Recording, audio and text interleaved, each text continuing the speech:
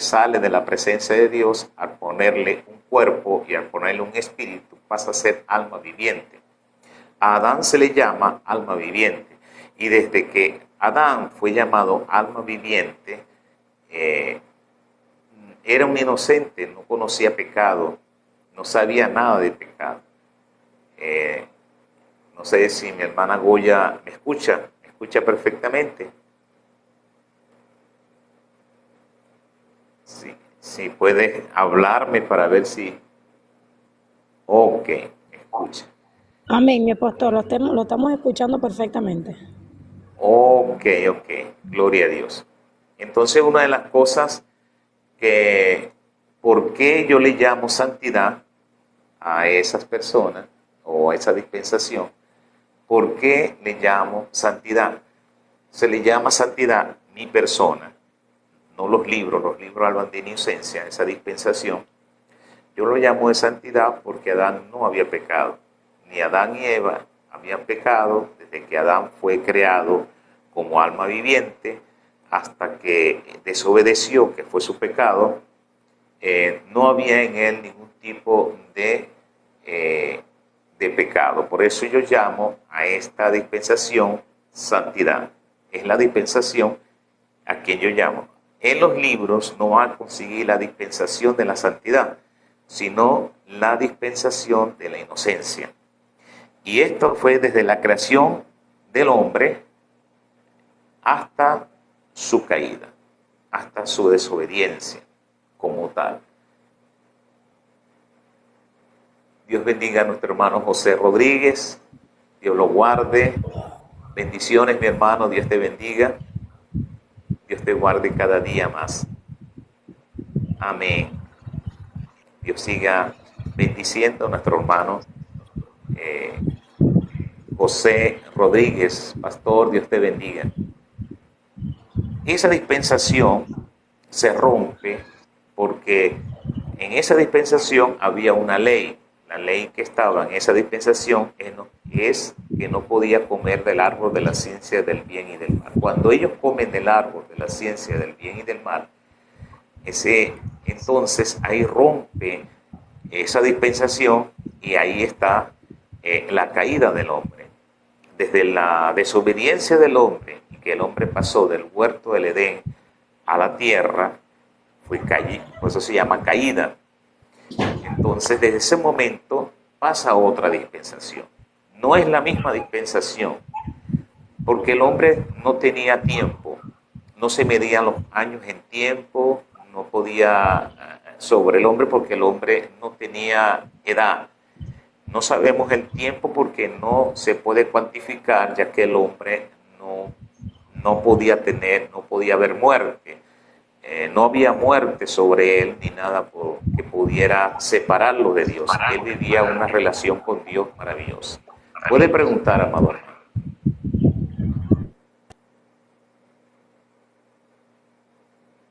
Entonces, desde esa dispensación donde Dios hablaba con el hombre, que era algo directo, no había mediador, no había ángeles, no habían profetas, no había nada, porque era Dios con el hombre directamente.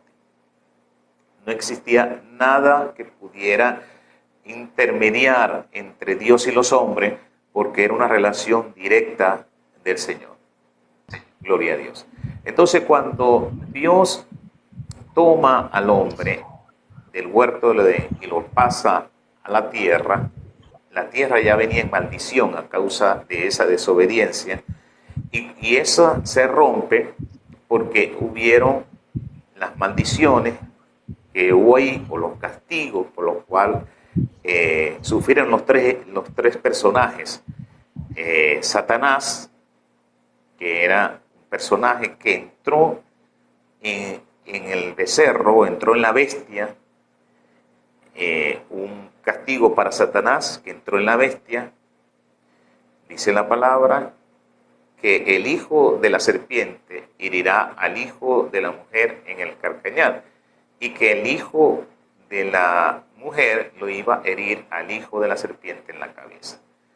También al animal se le dijo una sentencia: ahora vas a estar sobre tu pecho y vas a andar sobre tus pechos.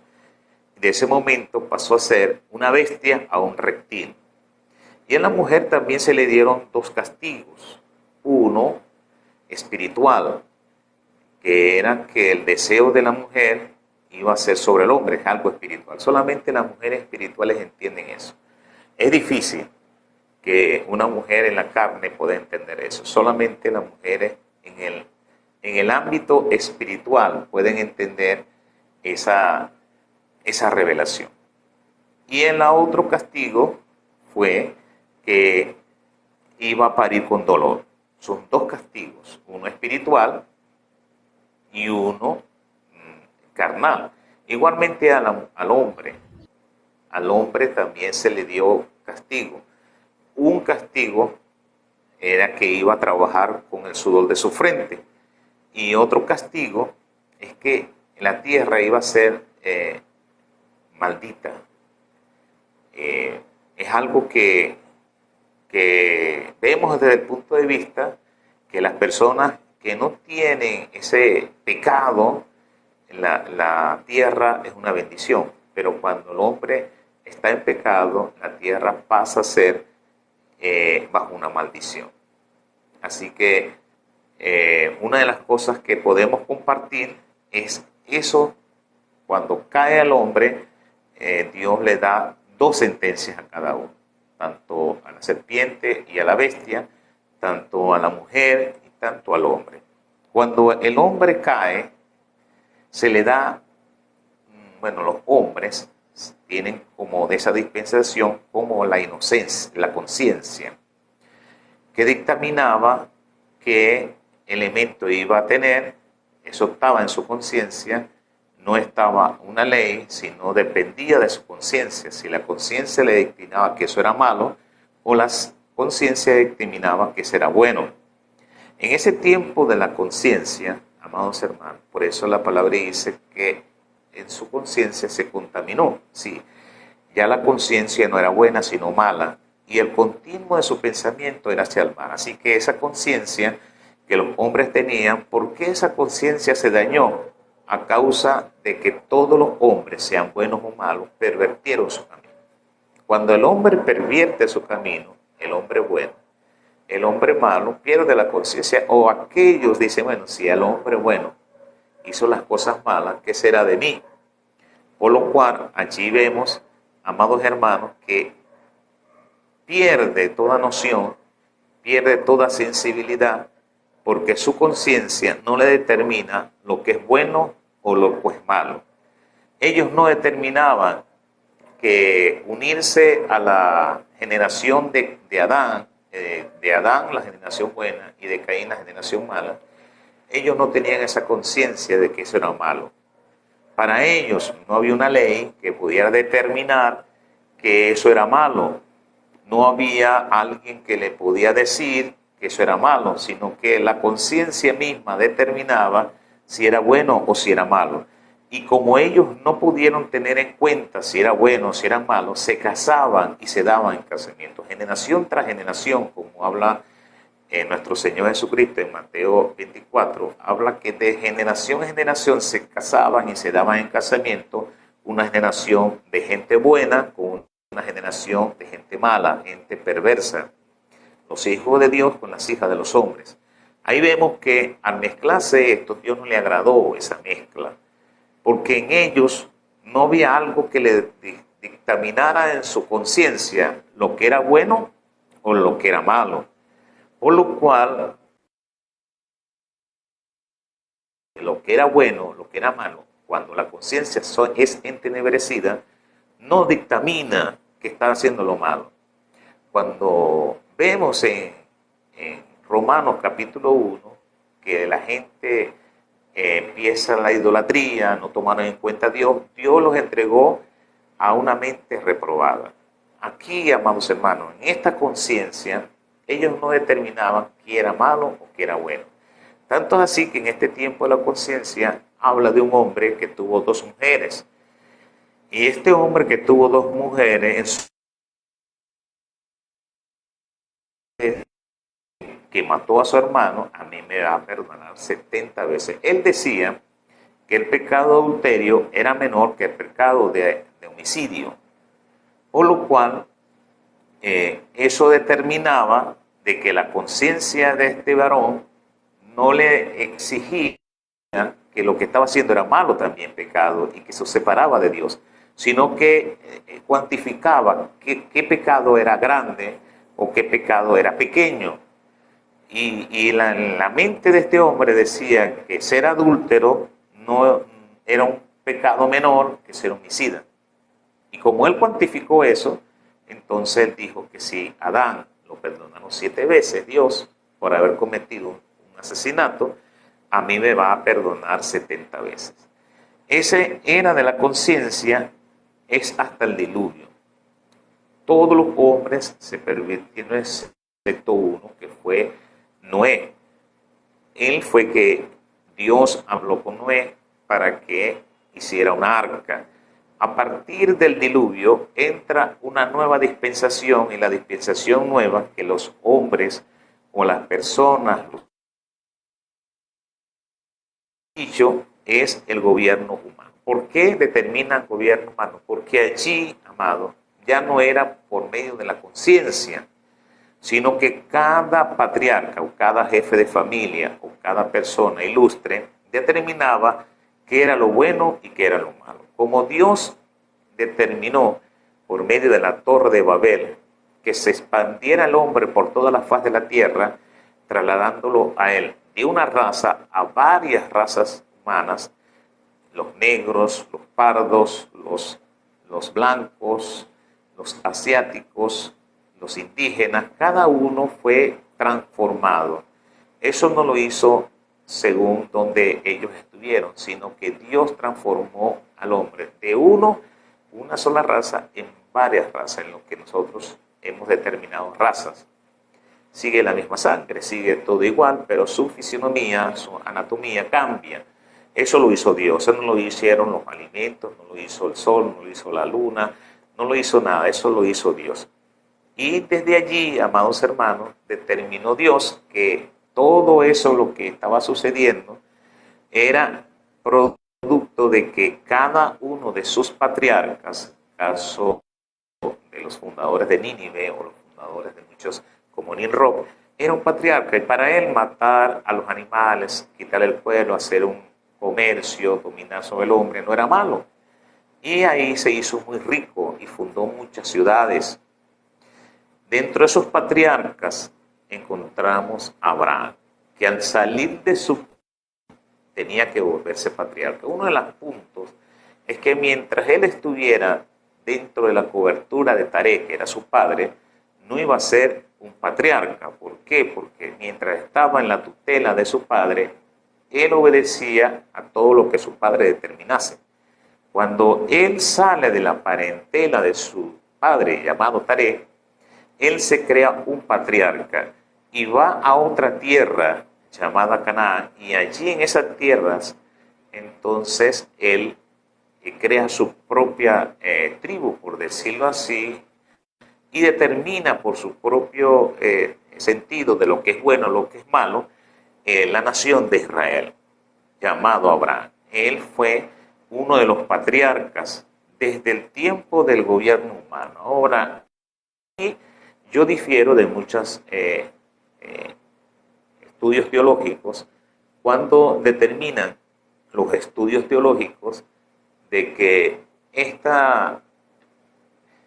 gobierno humano llega hasta la ley, ¿no? El gobierno humano llega hasta el anticristo. En los escritos que le he dicho de los hermanos que están allí, que están en diferentes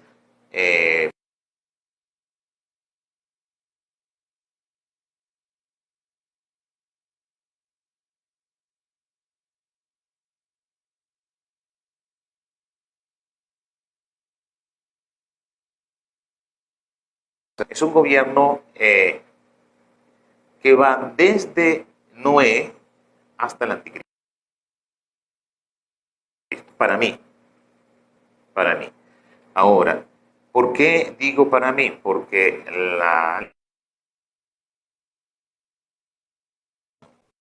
Eso, cuando Cristo viene a esta tierra, no era de esta tierra, no era de este gobierno humano esta tierra, él pertenecía a otro gobierno. Nuestro reino, aunque hay muchos reinos sobre la tierra, muchos gobernantes, muchos países, cada país uno tiene que obedecer a las leyes terrenales que están en cada país, pero pertenecemos a otro reino, por lo cual el reino humano sigue hasta el anticristo. Hasta el gobierno humano sigue anticristo. Y esas dispensaciones que hablan sobre la ley o sobre la gracia están dentro del gobierno humano. Eso indica que nosotros, como cristianos, salimos de un gobierno humano que es tiniebla a un gobierno de Cristo que estamos haciendo, nos sacan de las tinieblas, que es el gobierno humano, y nos llevan al gobierno de Cristo, que es la luz. Cuando usted predica, sale del gobierno humano, predica a las personas y las personas aceptan a Cristo, sale del gobierno humano y pasa al gobierno de Cristo, que es la luz. Allí, amados hermanos, nosotros claramente nos entendemos que en este gobierno humano va. Cuando doy clases de dispensación, yo doy clases diferentes, por revelación. El gobierno humano va desde Noé hasta el anticristo, todo ese periodo. Dentro de ese gobierno humano hay otras dispensaciones. La ley estaba dentro de una dispensación que es los gobiernos humanos. Estaba el faraón, salieron ellos del faraón, estaban otros reyes, y ellos vieron que los demás gobiernos que estaban alrededor de ellos tenían otras leyes, y ellos tenían otras leyes. Así que las leyes de ellos eran divinas y las leyes de los demás eran humanas, eran de gobierno humano. Entonces, todas las demás eran difíciles de poder comprender una ley divina que ahora dentro de la gracia lo determinamos como tal. Gloria a Dios. Dios bendiga a nuestro hermano Bonza. Lo estoy invitando para que pueda entrar en este grupo. Dentro del gobierno humano está esta bendición de la ley. La ley está desde Moisés hasta la resurrección de Cristo, donde se establece la ley mosaica como guía y medio de revelación y salvación. Actuaban los profetas, los sacerdotes, como figuras de lo que... Gloria. Bendiciones, mi hermano Pastor Bonza, ¿cómo está? Dios te bendiga. Dios te guarde. No te escucho. Dentro de este gobierno humano que estamos hablando, este gobierno humano, está la ley y la gracia. El gobierno humano, repito, para que puedan entenderme, el gobierno humano va desde Noé hasta el anticristo. Parte de la gracia, Dios la levanta, que la gracia pertenece a los gentiles y la gracia pertenece a los judíos. Los mismos judíos, los 144.000, están dentro del gobierno humano. Ellos no han salido todavía, pero desde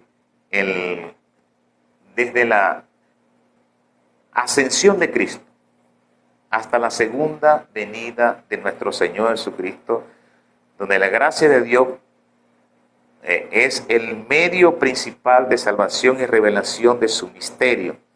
No hay más mediador entre Dios y los hombres sino Jesucristo. Esta es la gracia. Y la gracia no se elimina con el arrebatamiento de la iglesia. La gracia sigue hasta los judíos, los hebreos. Los hebreos van a comprender la gracia. Ellos van a entender la gracia. Hoy no la entienden, no la comprenden.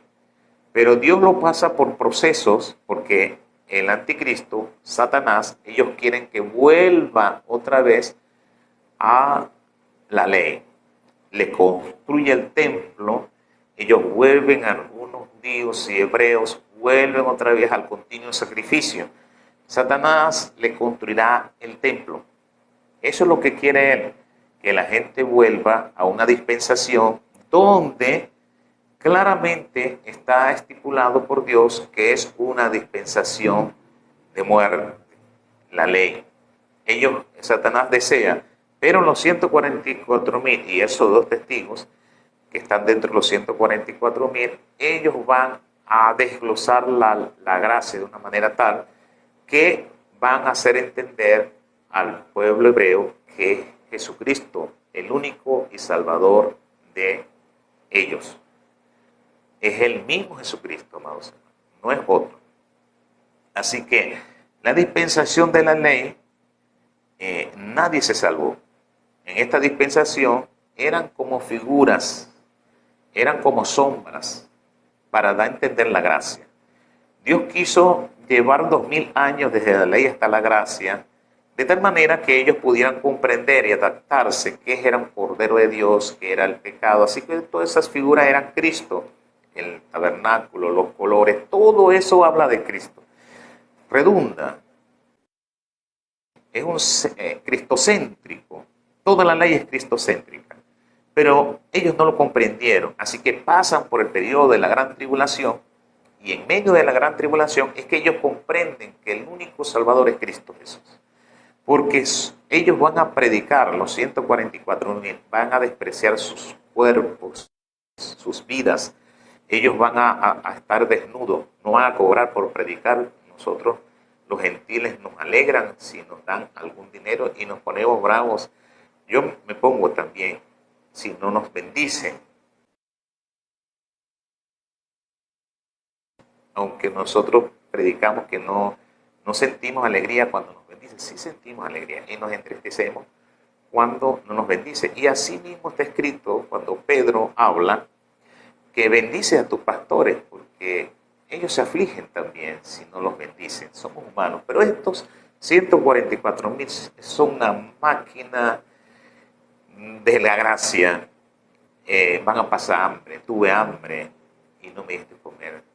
Tuve sed, tuve desnudo, tuve en la cárcel, tuve errante. Miren todas estas características de estos hombres, de los 144.000, que la gracia la tienen atesorada en su corazón tan fuerte que aún van a despreciar sus vidas. No hay dentro de la gracia un ministro que se compare a uno de estos 144.000. Ellos van, hoy no lo ven. Ni nosotros damos ejemplo fidedigno que es gracia. De gracia hemos recibido, gracia debemos dar. Recibimos el perdón de Dios, pero no queremos perdonar cosas pequeñas de los que nos ofenden. Esto nos indica, amados hermanos, que la gracia como tal, nosotros los gentiles no exponemos realmente la gracia. Llevamos la iglesia a un canal, un flujo de emociones terrible, y si no hay esos flujos de emociones dentro de la iglesia, a veces topamos y hablamos de que no estaba el Espíritu Santo, cuando la esencia de la gracia es nuestro Señor Jesucristo. No hay otro. La gracia es cristocéntrica. Todo se habla y se deriva de Cristo. Tanto que el apóstol Pablo dijo que debemos hablar las virtudes de los que nos sacó de las tinieblas a su luz. Las virtudes. Debemos hablar de Cristo. Es nuestro lenguaje, es nuestra forma de vida, es nuestra forma de pensamiento. Todo es Cristo Jesús. Y toda la ley, desde Génesis, toda la palabra habla de Cristo. Todo se centra. Nosotros no la conocemos por meditación de sabiduría humana, como dice el apóstol Pablo en 1 Corintios, cuando en su capítulo 1 nos habla que los hombres no conocimos a Dios por nuestra propia sabiduría, ni porque alguien con sabiduría nos ha explicado. No, sino por revelación. Todos nosotros, si no fuese por el Espíritu Santo, no sabríamos qué es gracia, no sabríamos qué significa Jesucristo. Por eso cuando viene la ley se hace al pueblo de Israel. Ellos entienden perfectamente eso. Indudable.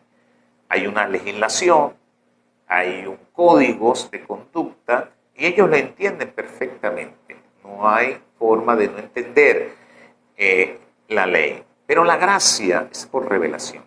Tanto que Jesucristo fue el precursor de la gracia, fue el que anunció con sabiduría. Revelaciones profundas tiene en sus lenguajes y ellos no pudieron entender. Tanto que un maestro de la palabra, él se sorprendió. Jesús mismo se sorprendió cuando un maestro de la palabra dice, ¿cómo es posible que un hombre ya viejo entre en el vientre de la madre y vuelva a nacer? Él se sorprendió de esa respuesta, amado, de aquel maestro llamado Nicodemo, maestro de la palabra. Y no lo dijo porque Nicodemo sea maestro, sino que lo dice Jesús. Tú, siendo maestro de Israel, no entiendes estas cosas.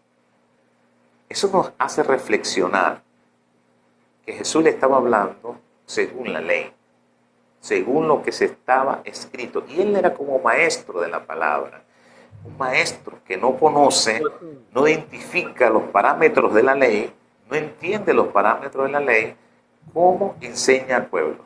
Como Nicodemo, hay mucha gente que se dice ser maestro de la palabra, pero no es revelación. No entiende, tiene nada más una letra muerta, tiene conocimiento de la palabra, pero no hay revelación en sus predicaciones. Mi apóstol. El apóstol Pablo, amén, hermano. Dios te bendiga, hermano. Ponce, Amén. ¿cómo está, pastor? Amén, amén. Mi Me apóstol. alegra escucharte. Amén. Ajá, dígame. Jesús es ley y gracia, ¿verdad? Por supuesto, no solamente ley y gracia, es patriarca, el gobierno está entre nosotros, aunque estamos en un gobierno humano, por eso yo determino, no la teología. Si busca un libro de teología, ellos van a decir que el gobierno humano es hasta la ley. No, el gobierno humano termina hasta el anticristo. Él va a gobernar el hombre, va a gobernar el mundo entero y Dios le va a dar esa autoridad y ese poder para gobernar, indudablemente. Eso no proviene de los hombres, ni que él quiso llegar a ser Dios, de sentarse, no, eso no es cuestión de deseo, no es del que quiera ni del que corre, sino del que Dios tiene complacencia. Y Dios le da esa autoridad al anticristo para que llegase a gobernar, porque no es todo de gobierno. Dios es el que quita y pone reyes. Y eso no fue porque él es diablo, y por ser diablo derrotó, no, él está vencido. Si vemos, él está vencido. Por eso Cristo no solo es gracia, Cristo es todo. Desde Génesis, cuando dice que a la mujer iba de su simiente, iba a darle en la cabeza y destruir al hijo de la simiente de Satanás. El hijo de la simiente de Satanás es el anticristo. Mírense todo de Cristo en forma de revelación. Todo es de revelación. Así que una de las cosas que debemos tomar en cuenta es estas dispensaciones, y repito, la dispensación del gobierno humano no termina con la ley, sino que termina con el anticristo. Quiere decir que todavía la gracia está dentro del gobierno humano, y nosotros cuando predicamos, hay dos gobiernos en esta tierra. Un gobierno de Cristo. Hay dos gobiernos. Aunque en el gobierno de Satanás hay muchas naciones, muchos gobiernos, políticamente de izquierda, de derecha, como sea, siempre está el lado oscuro de Satanás en eso. Ahora, hay un reino de Cristo. El reino de Cristo no es ni socialista, ni comunista, ni nada. Cristo no tiene nada que ver con la relación humana del gobierno que está humanamente gobernando sobre la tierra, valga la redundancia, sino que esto es un gobierno paralelo dentro del gobierno humano. Este gobierno de nuestro Señor Jesucristo nos fue dado a nosotros. Es trasladar desde el gobierno humano, desde las tinieblas, a su luz, que es el gobierno de Cristo. Es lo que nosotros vamos a predicar. Y por medio de la locura de la predicación, según lo dice Pablo en 1 Corintios, en su primer capítulo, así que Él habla allí para que nadie se jacte en su presencia, sino que lo débil de Dios es más fuerte que los hombres y lo insensato de Dios es más sabio que los hombres. Lo débil morir en la cruz, lo insensato es hacerse hombre. Todo eso y más tremendo. Gobiernos, tinieblas y luz. Existen solamente dos gobiernos. Humanamente, el gobierno sea de cualquier tipo de orden político. Eso no tiene nada que ver. Si alguien dice no, que la derecha es buena o la izquierda es buena, pues sí, eso no está con Dios. Eso no está con Dios. El gobernante, sea la derecha o la izquierda, tiene que temer de Dios. Eso es todo. Eso no estamos hablando de política, estamos hablando de forma espiritual. Que si es una persona de izquierda, tiene que temer de Dios. Y ese gobierno, aunque sea de izquierda, no de derecha, pero no tiene a Dios, igualmente es de las tinieblas. Así que para que un gobierno sea enteramente el que gobierna, tiene que ser temeroso de Dios. Cuando un justo gobierna, el pueblo se alegra. Así que no estamos hablando de que los gobernantes sean buenos o malos. No existe. O teme a Dios o no teme a Dios. Y eso es lo que hoy nosotros queremos enviar este mensaje a todos los hermanos y ministros que hoy nos acompañan en este estudio de las dispensaciones. Cuando hablamos de la ley, la dispensación mayor era la ley. Esta ley, amados hermanos, humanamente no se había desarrollado, aunque se había desarrollado en Mesopotamia unos códigos de Murabi, se había desarrollado en América algunos códigos también de los aztecas y también de los incas, aunque los mismos hombres habían desarrollado técnicas y métodos de convivencia, uno de los más avanzados que hasta el día de hoy está es el derecho romano. El derecho romano nace pues de Roma, como está escrito, y es uno de los códigos de convivencia ciudadana más actualizados, que hasta el día de hoy, cuando se estudia derecho, se habla sobre el derecho romano, porque da ciertos derechos y ciertos privilegios y ciertas necesidades que el hombre tenía que cumplir de gobierno y así sucesivamente. Nuestro hermano Álvaro, Dios te bendiga, Dios te guarde. Amados, bendiciones, mi hermano Pastor Álvaro, que Dios te siga bendiciendo de una manera especial. No sé si quieres pasar a... Gloria a Dios. La ley representa un código jamás visto por los hombres. Cuando entramos en una convivencia ciudadana, qué es lo justo y qué es injusto, qué es luz y qué es tiniebla, qué es pecado y qué no es pecado, eso jamás había ocurrido en ningún estado, en ningún gobierno, en ningún imperio, en alguien que pudiera gobernar justamente. Entonces, los gobernantes de la ley no eran reyes escogida por Dios, como el caso de Moisés, que fue el primero de la ley, el último patriarca, pasó el gobierno hacia un gobierno teocrático, y cuando vemos allí, amados, hace algo extraordinario. Saludos a mi hija Yaciel, Dios te bendiga, hija, Dios te guarde. Vemos allí, amados, que los gobiernos que se describen fueron gobiernos como juez, fue Samuel, y ahí empezó a gobernar los profetas, la era profética, donde los profetas tenían una connotación terrible referente a eso. Eso es importante notar, que empezaron los jueces, pero eran gente que tenían fe en Dios. Yacilita, Dios te bendiga grandemente. Eran gente que tenían fe en Dios, pero estos jueces código perfecto de convivencia entre nosotros los hombres. Ahí decía lo que era justo y lo que es injusto. Ahí decía lo que era pecado y lo que era santo. Ahí podía decir lo que era sacrilegio, podía decir lo que es malo, lo que es bueno. Ahí le estaba dando Dios lo que es tinieblas, luz y tinieblas. Ahí describía todo, pero ellos fueron poco a poco menguando en cuanto a la palabra, en cuanto a esa sustancia. Hoy en día, con tantos shock dentro de la iglesia, con tanta canal y flujo de emociones, se olvida la palabra.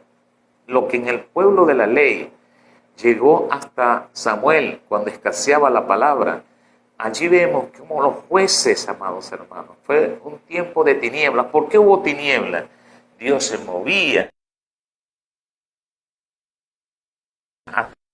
hacía cosas maravillosas, pero no había palabra, escaseaba la palabra. Y cada uno hacía conforme a lo que ellos querían. No había manera de hacer otra cosa, porque la gente se le olvidó. Ellos querían ver milagros, prodigios, querían escuchar la palabra del Señor. Y esto se fue diluyendo a tal punto que cuando llegó Samuel, los mismos sacerdotes, Dios se hastió de los sacerdotes levitas y escoge a un Samuel que no era sacerdote, sino de la tribu de Efraín, y lo pone como sacerdote, quebró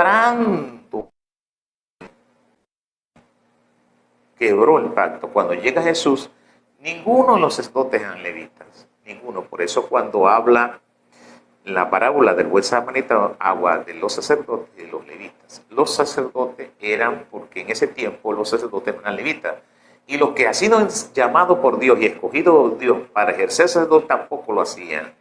No solamente lo ejercían los que no fueron llamados, como los sacerdotes en el tiempo, sino los levitas, a los que Dios le dio la autoridad, el llamado, la escogencia, la elección, tampoco hizo algo en referente a ese samaritano, a esa persona que venía desde allá, desde Jerusalén hasta Jericó. Y me llama la atención que en esa parábola se creó la única palabra creada para dar a entender quién era el prójimo. Y fue un maestro, fue un escriba, y claramente dice que fue un escriba quien le pregunta a Jesús, ¿quién es mi prójimo? Como un maestro de la palabra, como un doctor de la palabra, le va a decir a otro, ¿quién es mi prójimo? Se supone que debe saber cómo alguien que estudia la palabra no la aplica correctamente, porque si no sabe el objetivo a quien tú vas a bendecir, ¿cómo vas a identificar quién es él? No sabes identificar quién es el prójimo. Hasta el día de hoy nos dicen que el prójimo es el que está más cerca de mí, el prójimo es el que está en el lecho de muerte, el prójimo es el que está tirado. No, el prójimo no es ese. El prójimo es el prójimo. La pregunta de Jesús,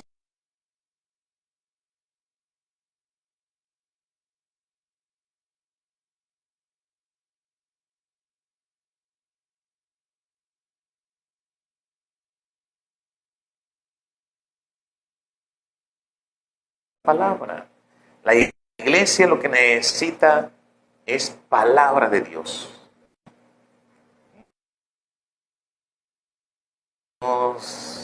Orquestas, danzas, coreografías, luces, humo y palabra.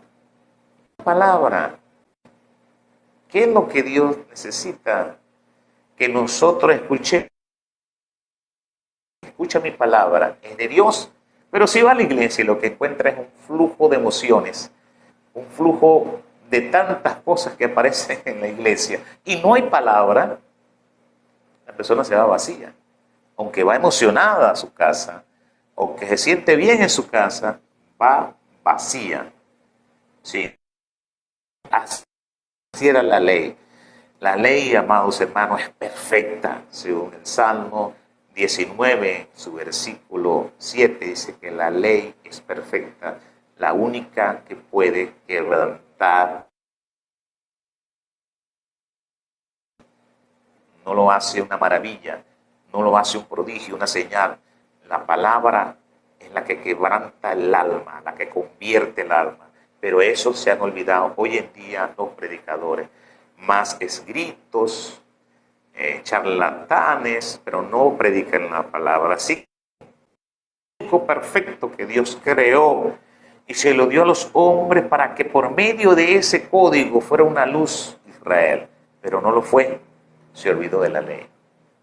Ellos se olvidaron de la ley. Y cuando entra en la gracia, los mismos doctores de la ley no sabían la ley. Conocimiento, pero no había una interpretación de la ley. No existía alguien que podía interpretar, ni Nicodemo, ni ninguno de los maestros hablaba eso. Tanto es así que ellos le pregunta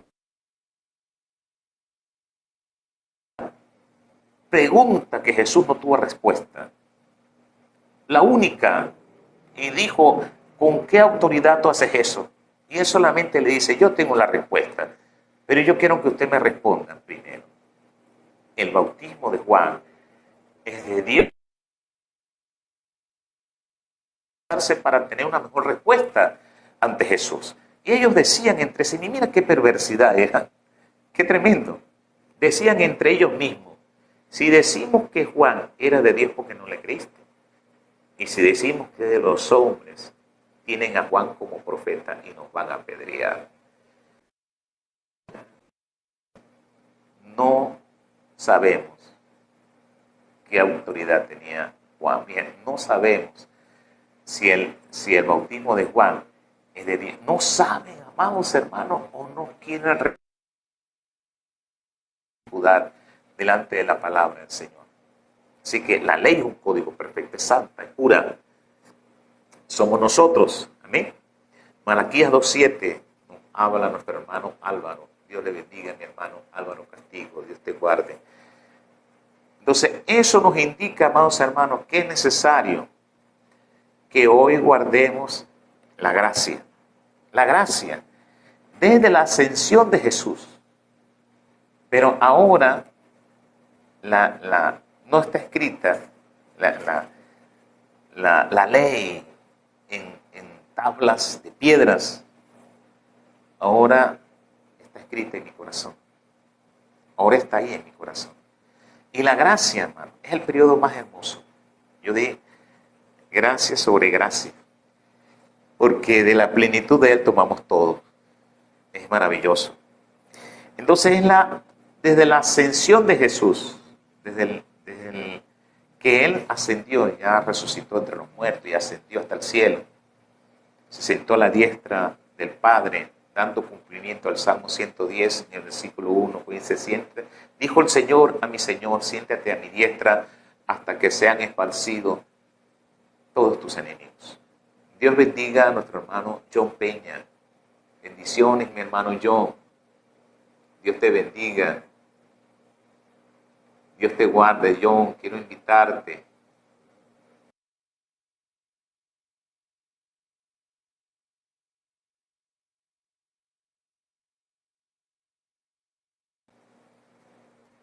Ahí está John Peña, una invitación para nuestro hermano John Peña. Dios te bendiga.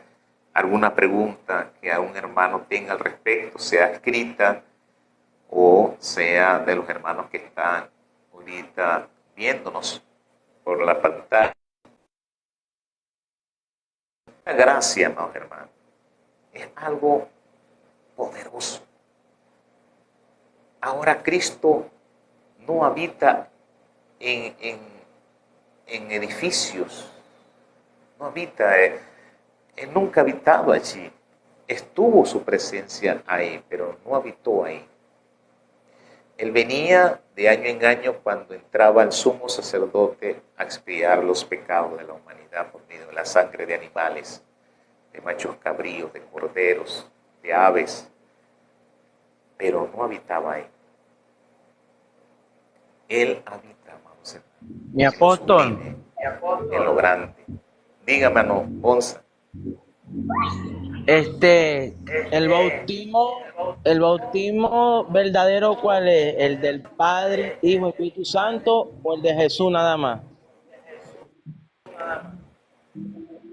Sabemos que está escrito en la palabra del Señor cuando Jesús le da recomendaciones en Marcos capítulo 15, versículo 16, y también en Lucas, también lo habla Mateo,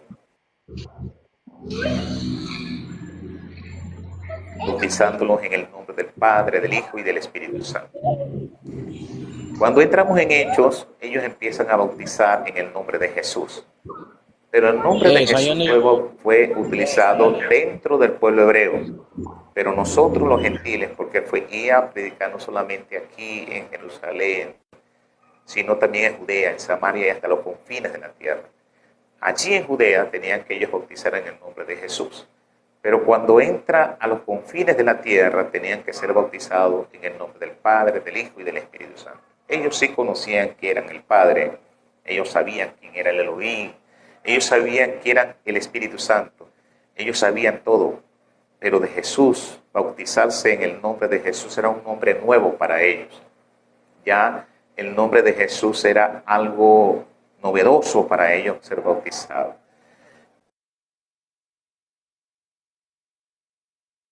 Corintios, cuando habla sobre la resurrección de los muertos, dice los que bautizan en nombre de los muertos. Está hablando en alusión a Jesucristo.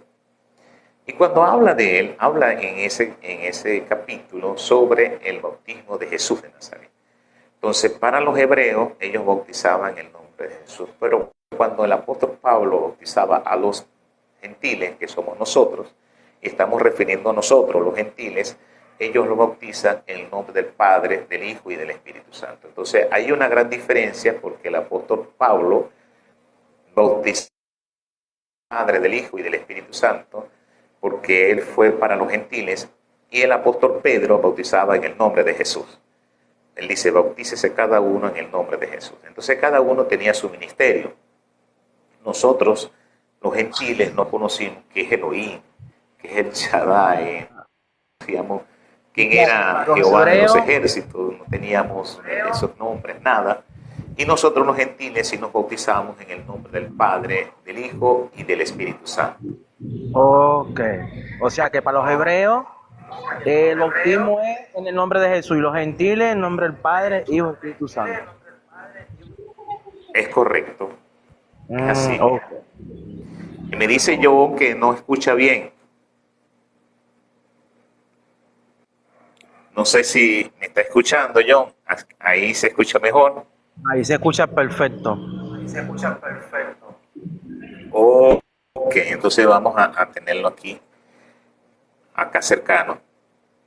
Queremos, amados, que ustedes entiendan la gracia. Esta dispensación es una dispensación casi exclusiva de los gentiles, no de los hebreos. Porque la dispensación de los hebreos, aunque entra dentro de la gracia, es al final, después que el arrebatamiento de la iglesia gentil. Y esto a veces no lo comprenden muchas personas, porque cuando nosotros los gentiles fuimos los últimos a escuchar el mensaje y somos los primeros en entrar. Y los hebreos son los primeros en escuchar mensajes desde la ley, porque ellos escucharon la ley, ellos entienden la ley, son maestros de la ley, y no pudieron discernir lo que Jesucristo, que hablaba de la ley. Toda la ley habla de Jesús. Ellos no lo pudieron entender, no lo pudieron comprender. Entonces son los últimos. Ahora, todo eso fue planificado por Dios. Dios no desechó a los hebreos. Ellos no cayeron. Ellos no hicieron nada de eso. Ellos lo que hicieron fue cumplir lo que está escrito en la palabra del Señor. Nosotros los gentiles vamos a entrar primero al reino de los cielos y después dentro de la misma gracia, porque se salvan los dos. Ya la ley fue abolida. Ya la ley no es para salvación. No es. Todo lo que se escribió de la ley se va a cumplir. Los cielos y la tierra pasará. Va a haber una tierra nueva, aunque es otro término y otro momento en explicar estas cosas. Pero la palabra de Dios no pasa. Ella siempre se va a cumplir y se cumplirá en todo tiempo. Apóstol en la gracia es salvo, siempre salvo, o se puede perder si nos descuidamos. Claramente, amados, la gracia es un periodo en el cual usted y yo vamos a estar Es un periodo muy hermoso. Es un regalo, por eso se llama gracia. Y por supuesto la gracia no se pierde. La tomo o la dejo. Si yo no acepto a Jesús y los términos que Jesús me da, entonces la pierdo, no la recibo, no la tomo. Así que la salvación no se pierde, el que se pierde somos nosotros de alcanzar la salvación por medio de Jesucristo. Esa es la gracia, aceptar a Jesús como nuestro único y suficiente Salvador. Y el que acepta a Jesús tiene que, primera parte, un maestro de la palabra como Nicodemo no sabía qué era el nuevo nacimiento. Tenemos que nacer de nuevo. Uno puede estar en la iglesia, alguien puede estar en la iglesia y todavía es una nueva, no es nuevo creyente, no es una nueva criatura, no es un hombre nuevo. Puede escuchar la palabra, puede tener retención, puede hacer muchas cosas, pero tiene que es una obligatoriedad el nacimiento nuevo. Sin el nacimiento no hacer nada. Son muertos. Usted puede predicar y si hay 10.000 muertos en la iglesia, no va a escuchar. Pero si hay uno que está vivo con esa palabra, eso es una bendición. No hemos trasladado a que la gracia salva a todo el mundo. No, a él le preguntaron, Señor, ¿cuánto se salva? El mismo Jesús pudo decir, hay una puerta estrecha y un camino angosto. Si hallas la puerta, adáptate al tamaño de la dimensión de la puerta, que es el Evangelio.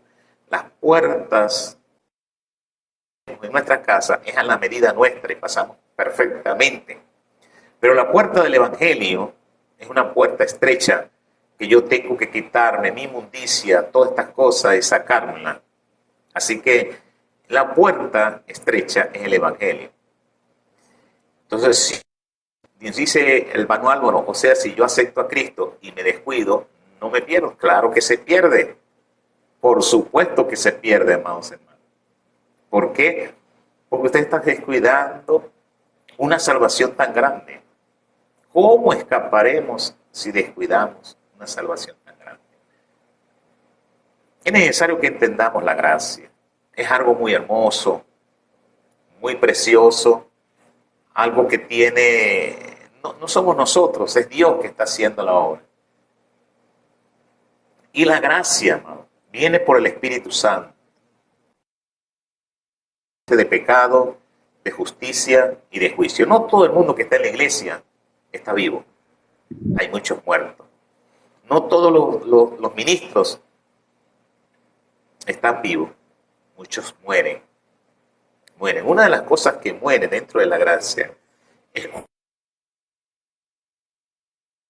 dignamente. Es un muerto espiritual. Claramente lo habla el Señor. Porque hay de aquel que pisoteara la sangre del Cordero. Hay que descuidar. ¿Cómo descuidar una salvación tan grande? Como lo dijo el apóstol Pablo. Es correcto, mi hermano Pastor Bonza. Así es. Entonces, la gracia es un término de generosidad, de misericordia para nosotros los gentiles, que desde el tiempo de Noé hasta el tiempo de la ley y hasta el tiempo de Jesús, nadie nos había predicado. Habíamos perdido todo tipo de generación tras generación. Nosotros los gentiles no teníamos Dios, no teníamos nada. Creíamos que los dioses nuestros eran imágenes. Creíamos en la conciencia de las personas, en los gobernantes que nos... Ahora no tenemos a alguien que nos dirija sino Cristo Jesús y el Espíritu Santo. Él es el que nos dirige, no un gobernante, no alguien, no. Él es el que nos dirige a toda verdad, el Espíritu Santo de Dios. Así que la gracia es una dispensación hermosa donde Dios revela su misericordia a nosotros, los gentiles. Y la gracia no solamente para los gentiles, ojo, también para los hebreos. Cuando entre el arrebatamiento de la iglesia, la gracia no termina ahí. Muchos de nosotros los gentiles predicamos que la gracia termina con la arrebatamiento. No, faltan los hebreos. El anticristo va a ser el templo. El tercer templo lo hace el anticristo. Para que ellos se metan en la ley y vuelvan a la ley. La ley no salva. El que salva es Cristo. Nuestro hermano pastor, amén. Sí, allí estoy claro, mi pastor. Solo quería confirmar algo que ayer enseñamos. Gloria a Dios. Dios bendiga a nuestro hermano pastor Bonza. Entonces, la gracia no termina con el arrebatamiento. No termina. Faltan los hermanos hebreos, nuestros hermanos mayores. Los hermanos hebreos que van a pasar por un periodo que llaman los teólogos la gran tribulación. Ellos van a pasar por un periodo enorme y que vamos a ver más luego lo que significa la gran tribulación y qué es la gran tribulación. Pero hoy nos vamos a centrar en estas dispensaciones. Y esta dispensación de la gracia nos lleva, amados hermanos, que aquí el perdón es diario, el perdón es cada mañana. Nuestro hermano Álvaro, apóstol, y en el cuanto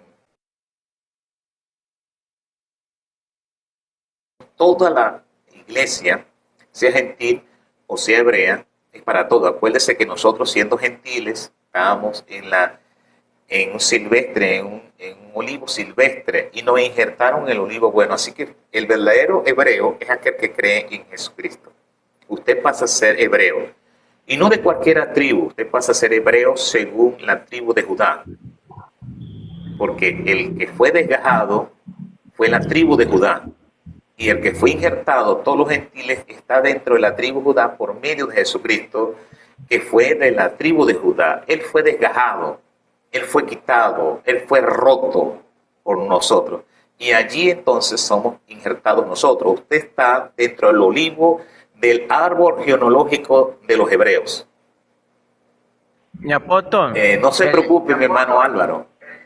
el templo Estamos que para usted eso. Él dice, disculpe que pregunte tanto. Dígame, mi hermano. ¿El templo que usted nombró es el templo de Salomón o el templo? El templo del anticristo. Pero, El anticristo va a ser un templo. ajá. El templo del anticristo va a ser un templo que es el tercero. No se toma la del de Herodes, ese templo.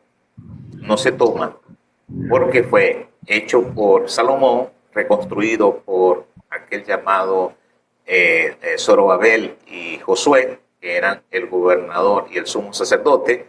En el tiempo angustioso fueron los que reconstruyeron el templo, estando Zacarías y estando Ageo como profetas.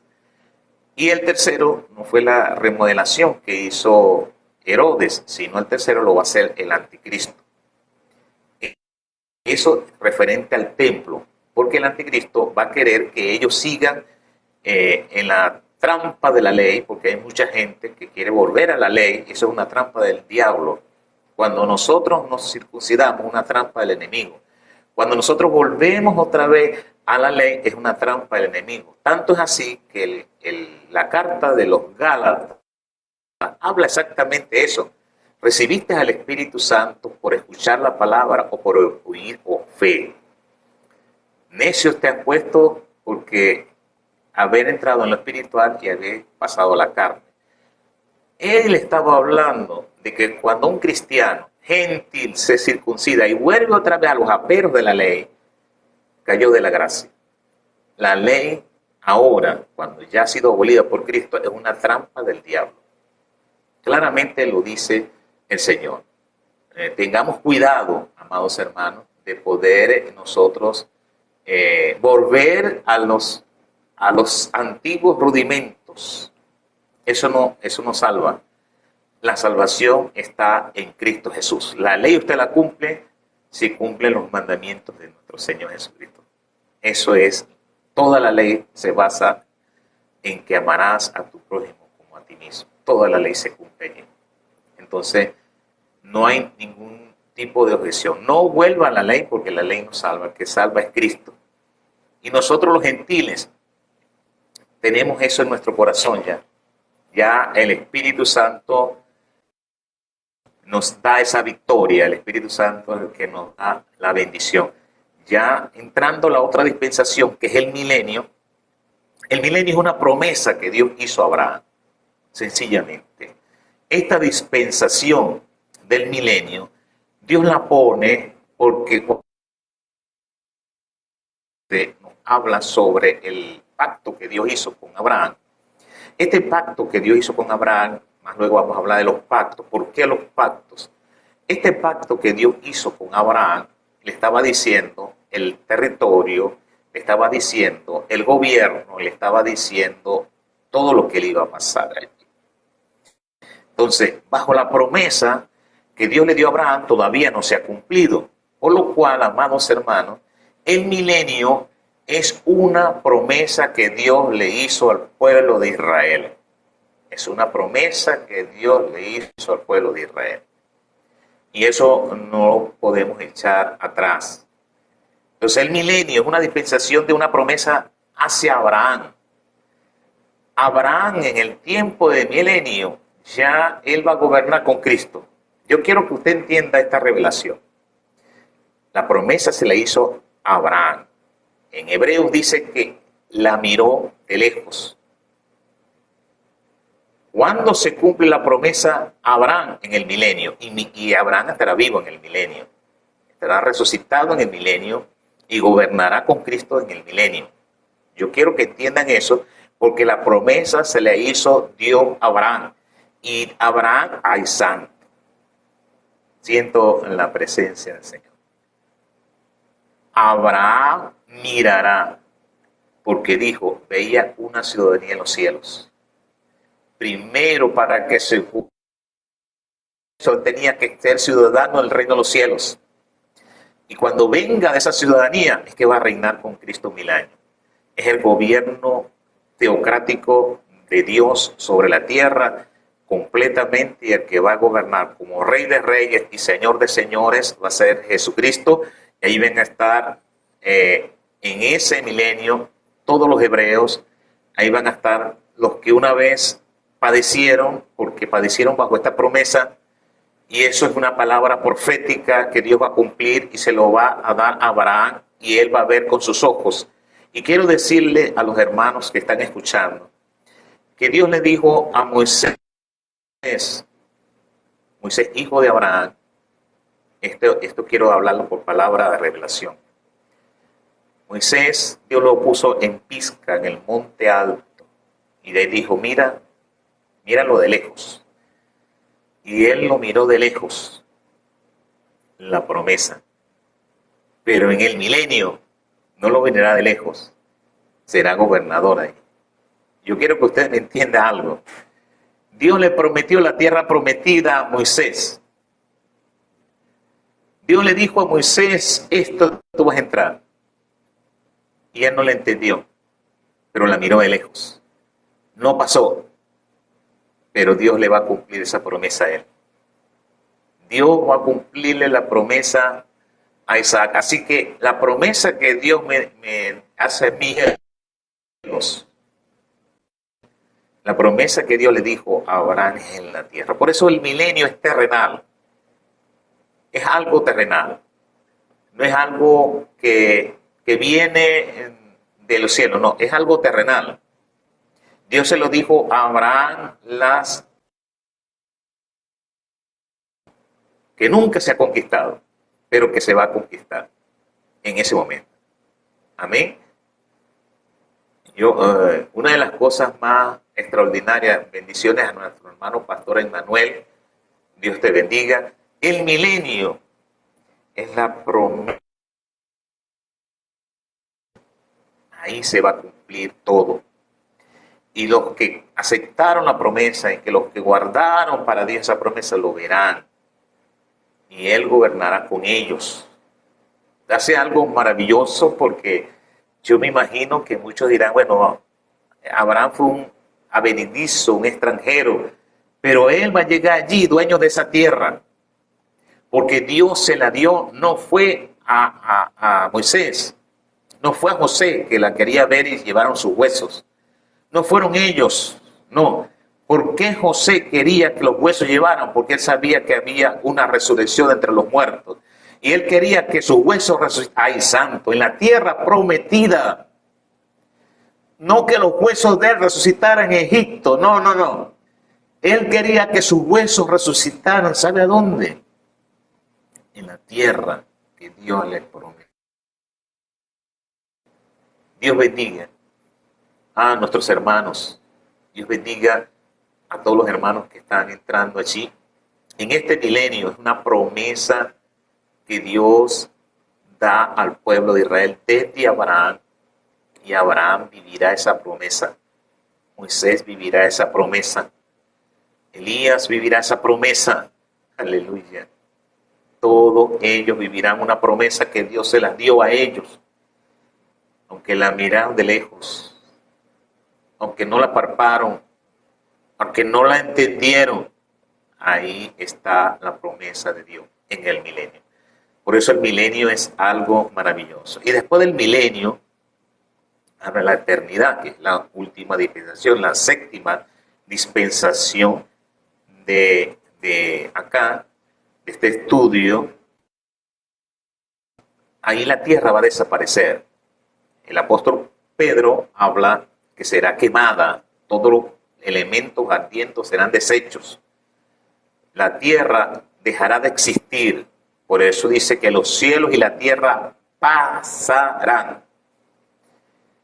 Esta tierra, dice Malaquías 4, arderá como estopa. Será quemada. Ya el sol no va a existir, ni la luna, ni las estrellas. Todo lo que es cielo se va a desaparecer. Dios va a destruir. El cielo va.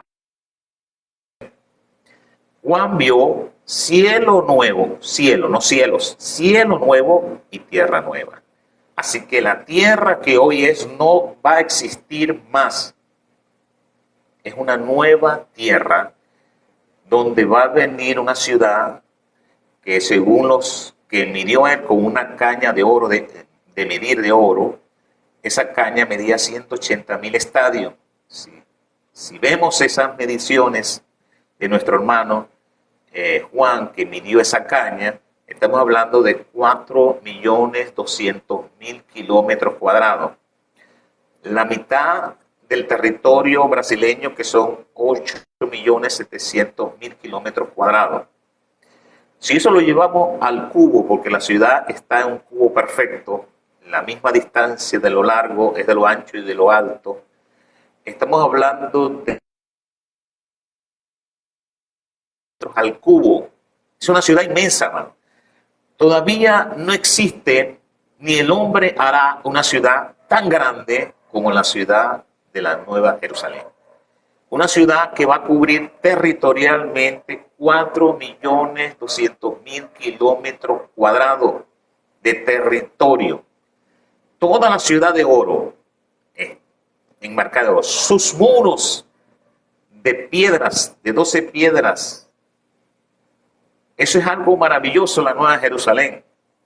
Ahora, una cosa es salvación y otra cosa es entrar a la Nueva Jerusalén. Yo como cristiano, si no me porto bien, si estoy haciendo, puedo ser salvo, como habla en Primera de Corintios, en el capítulo 3 habla, él como arquitecto y perito construyó sus fundamentos, nosotros los hebreos, los gentiles, y nosotros debemos construir la casa hacia arriba, construyendo. Pero si mi casa no está construida de oro, de plata y de piedras preciosas, sino que yo la construyo con madera, heno, hojarasca, el fuego la consumirá, habrá pérdida, todo pérdida se salvará. Eso indica, amados hermanos, que usted puede cometer pecado, yo puedo cometer pecado y me puedo arrepentir, soy salvo, pero mi pecado borran todos mis galardones. Ay, santo. Si usted y yo pecamos, ese ayer que usted oró, buscó de Dios, ayudó al prójimo, no vale. Dios lo perdona, ahí en adelante vuelve otra vez usted a hacer. No es tomado en cuenta según Ezequiel. Cada vez que usted peca, parte de cero. Cada vez que usted comete un error, parte de cero. Es salvo. Yo quiero que entienda, La salvación puede ser fuera de la Nueva Jerusalén, pero el estar dentro de la Nueva Jerusalén es un galardón. Es un galardón. No solamente un galardón, sino que en esa ciudad hay un río. Y ese río nace del centro del templo de Dios en su altar. Y a los lados de ese río está el árbol de la vida. Y cada fruto son un mes, da un fruto diferente a otro mes, 12 frutos. Y las hojas que caen en ese río van a ir a la tierra. Y esas hojas son recogidas por los que son salvos para sanarse. Porque las obras y su trabajo siguen con ellos. Usted dirá, hermano, pero ¿qué usted está predicando? Una cosa es salvación, porque la salvación es totalmente gratuita. Yo no trabajo para salvarme, ya Cristo murió en la cruz para salvarme. Yo trabajo y me cuido para tener galardones en el reino de los cielos. Yo me guardo mi estado de santidad para recibir una corona de gloria en los cielos.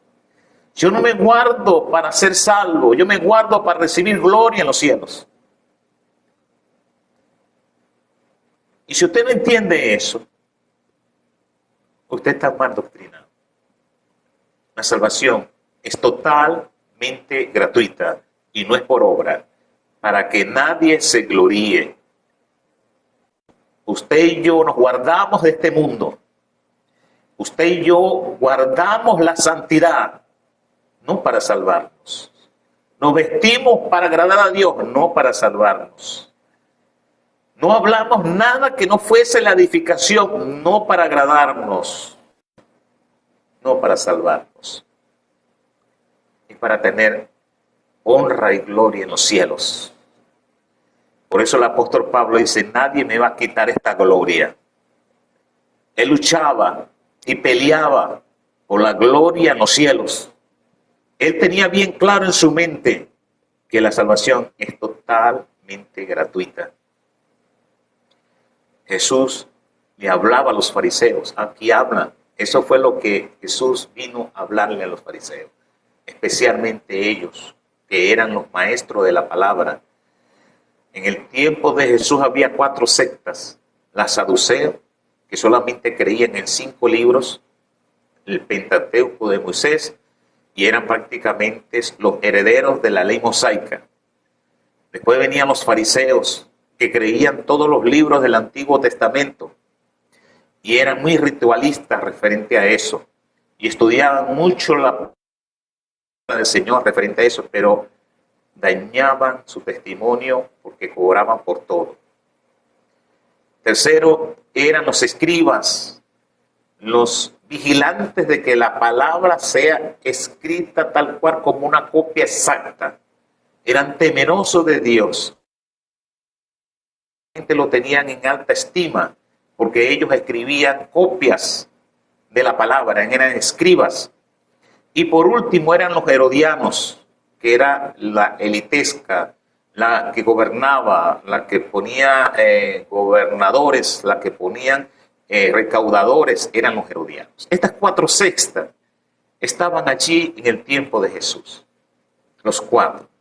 En el capítulo 22 de Mateo, yo llamo la galería de la doctrina, porque estas 4 sectas le hacen 4 preguntas diferentes a Jesús. Por eso yo llamo el capítulo 22 de Mateo la galería de la doctrina.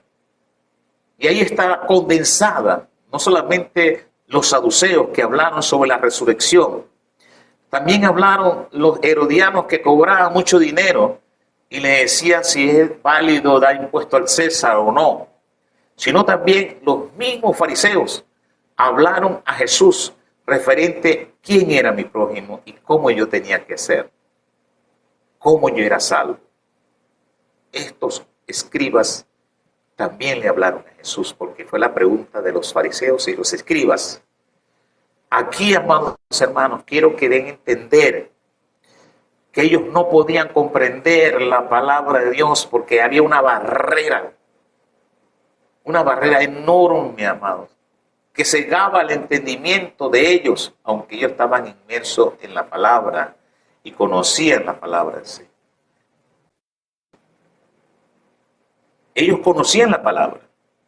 Dice el pastor Bonza, ellos lo sabían, mi apóstol, pero se hacían los locos, o prácticamente así, el ignorante, porque si ellos se ponían a decirle a los gobernantes, los expulsaban de la sinagoga. Y hubo un ciego que les habló a los saduceos y los fariseos, que eran la religión o las sectas dominantes, los que se turnaban del sumo sacerdocio. No eran levitas, yo quiero que entiendan, no eran levitas. Ellos no eran levitas, ni los escribas eran sacerdotes, ni los herodianos eran sacerdotes, solamente dos, que eran los saduceos y los fariseos. Estos dos, ellos empezaron a hablar sobre el ciego de nacimiento y ellos entendían que era ciego de nacimiento por el pecado de sus padres. Y la pregunta de los discípulos fue si ese era por el pecado de sus padres o era porque él pecó. Y él dijo, ninguno de los dos, sino para que Dios sea glorificado. Pero este hombre empezó a predicarles a ellos. Yo no sé si este hombre es pecador. Por la experiencia, maestro de la palabra. Nosotros predicamos por revelación y experiencia de la palabra del Señor. Los maestros son ellos. Son pocos los maestros, dice Juan, entre nosotros. Es cierto. Pero ellos eran maestros de la palabra del Señor. Se decían llamarse maestros de la palabra del Señor. Pero si eran maestros, ¿por qué no condujeron al pueblo a lo mejor? Siempre decían lo peor. Si hay un maestro, ¿por qué no lo conduces al pueblo? ¿Por qué no le hablas al pueblo? Háblale al pueblo. Es necesario, amados, que nosotros podamos entender la palabra del Señor y enseñarla tal cual como el mismo Cristo nos hace entender la palabra del Señor. Y eso es importante, que nosotros podamos entender la palabra del Señor. Y no solamente entenderla por revelación, sino predicarla tal cual como Cristo nos la da a entender a nosotros.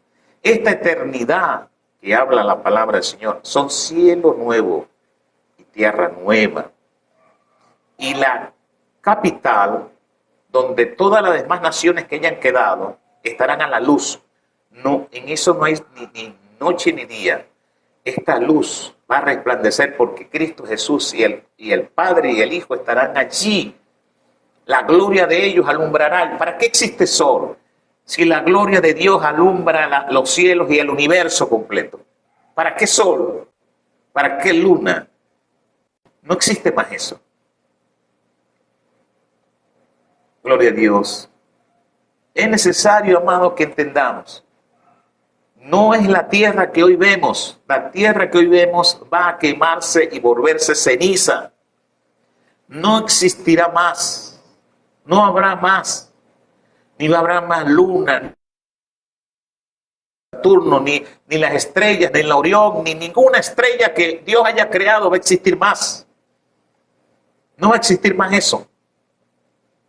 Por eso, si el hombre conquistara los otros planetas, si el hombre conquistara sistemas de universo, si el hombre conquistara otro, bueno, de ahí te bajará, Señor, porque todo será quemado.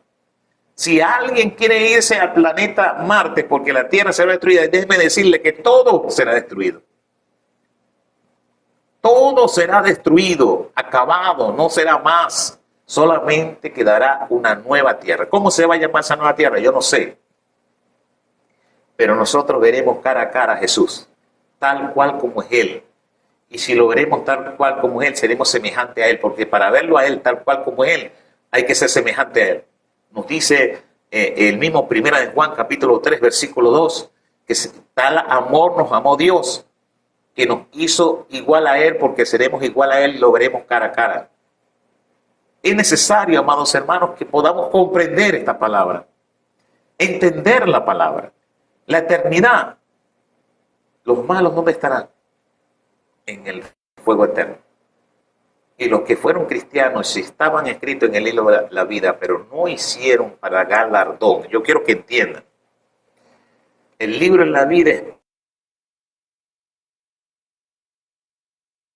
en el capítulo 21 de Apocalipsis, versículo 11, habla que cuando se puso ahí el trono blanco y se sentó el que tenía que juzgar, dice la palabra que los cielos y la tierra desaparecieron, no eran más. La tierra será juzgada y todos van a perecer. Y estaban delante del trono grandes y pequeños, todos los muertos, los que estaban vivos en el momento en que la tierra entra en una destrucción total. Y los que estaban en el infierno dicen que el mar entregó sus muertos y que la muerte entregó sus muertos y que el Hades entregó sus muertos. Pero esto es otra clase. Y aquí vamos a hablar sobre esta eternidad. Si usted no tiene galardones, si usted no se cuida, usted puede predicar, puede hablar en lenguas, aún estando en pecado, puede hacer lo que usted quiera. Dios lo puede salvar. Eso es verdad. Porque la salvación está ahí presente mientras usted pida perdón al Señor. Mientras haya hálito en su aliento. Si todavía hay esperanza, se salva. Usted pide perdón, Dios lo perdona. Pero usted no será recompensado en los cielos. Aquí dice, ahorita el pastor Gabriel sube, explíqueme otra vez esto. Eso lo vamos a explicar en otra clase, que vamos a hablar sobre ese Apocalipsis capítulo 21, versículo 11. Vamos a explicar en otro momento. Pero sí, estamos explicando cada una de las dispensaciones y el próximo jueves vamos a hablar de los pactos. ¿Por qué Dios hizo los pactos? Los pactos son diferentes a las dispensaciones, solo que el gobierno humano, a partir del gobierno humano para acá, son los pactos. Es un pacto contigo, Dios puede hacer un pacto conmigo, personal. Entra dentro de la dispensación humana.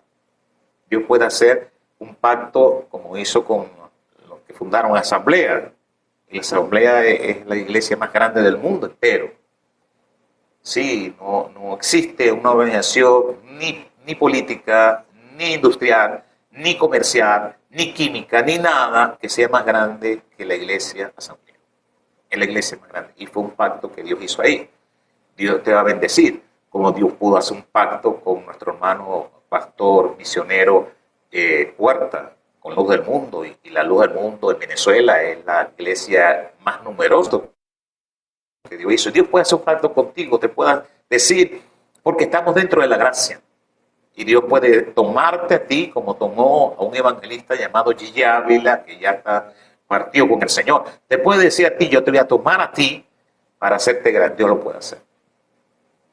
Un pacto. Pero esos pactos son a partir del gobierno humano hasta el último arrebatamiento. Hasta ahí son los pactos que Dios siempre ha hecho. No es solamente exclusivo esos pactos, no. Dios puede hacer un pacto con el que busca su presencia. Y si Dios te dijo, o tú dices, Señor, yo te quiero servir, bueno, yo hice un pacto contigo. Tú me quieres servir de verdad, yo te voy a honrar y te voy a poner en alto. Pero quiero que tú me obedezcas y vayas donde yo te diga. Amén. Dios hizo un pacto contigo. Y te va a sacar de la nada. Pero eso lo vamos a ver el día jueves. Sobre los pactos, cuántos pactos bíblicos. Sí, y cuántos pactos puede haber a partir. Dios hizo un pacto con Pablo, hizo un pacto con Silas. Hay muchos pactos allí que puede Dios obrar ahí. Bueno, será hasta el día jueves. El jueves estaremos nuevamente en este estudio de escatología sobre los pactos. Los pactos solamente están desde el gobierno humano en adelante. Ahí es que están los pactos, y uno de los primeros pactos del gobierno humano es especialmente sobre Noé. Noé fue el primero que Dios le dio. Eso será hasta la próxima semana, mediante primeramente la voluntad del Señor. A las 3 de la tarde vamos a estar otra vez conectados, estén pendientes para dar esta clase sobre los pactos. Dios les bendiga y Dios les guarde.